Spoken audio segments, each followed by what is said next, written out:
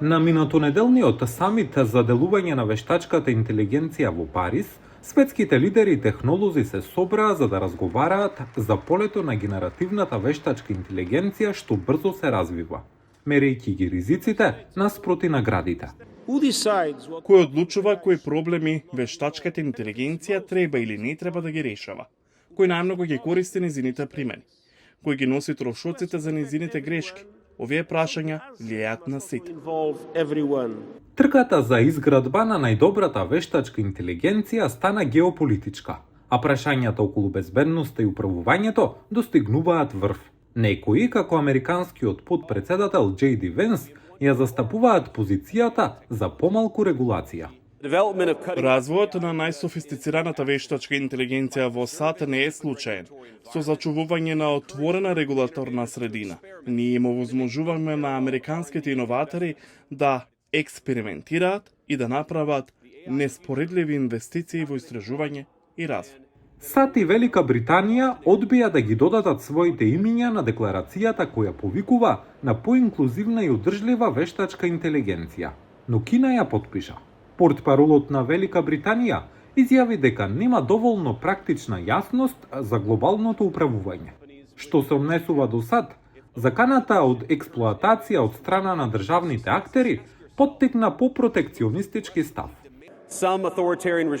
Некои авторитарни режими украдува и користат вештачка интелигенција за да ги зајакнат своите војно-разузнавачки и надзорни капацитети, да преземат странски податоци и да создадат пропаганда, за да ја подкопаат националната безбедност на другите земји. Сакам да бидам јасен. Оваа администрација целосно ќе ги блокира таквите напори. Ќе ги заштитиме американските технологии за вештачка интелигенција и чипови од кражба и злоупотреба. Се чини дека ставот е во спротивност со американските компании за вештачка интелигенција како OpenAI, креаторот на ChatGPT.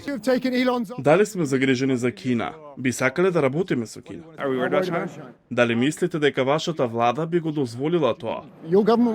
Дали сигурно го знам тоа? Не. Дали треба да се трудиме колку што можеме? Апсолутно да. Мислам дека тоа е многу важно. Некои велат дека отворениот пристап за соработка може да предизвика поголема безбедност во вештачката интелигенција. Идејата дека технологијата може да биде транспарентна, секој може да види како функционира и можете да ја поправите, всушност е пријател на безбедноста.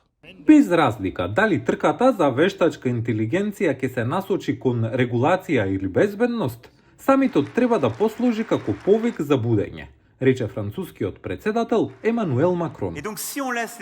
Ако им дозволиме на американците и кинезите да ги имаат шампионите само за себе, можеме да бидеме сигурни во една работа. Можеме и ќе имаме најдобри регулации на светот, но нема да регулираме ништо. Затоа ние сме во трката. Целосно сме посветени и ќе ја доведеме до крај.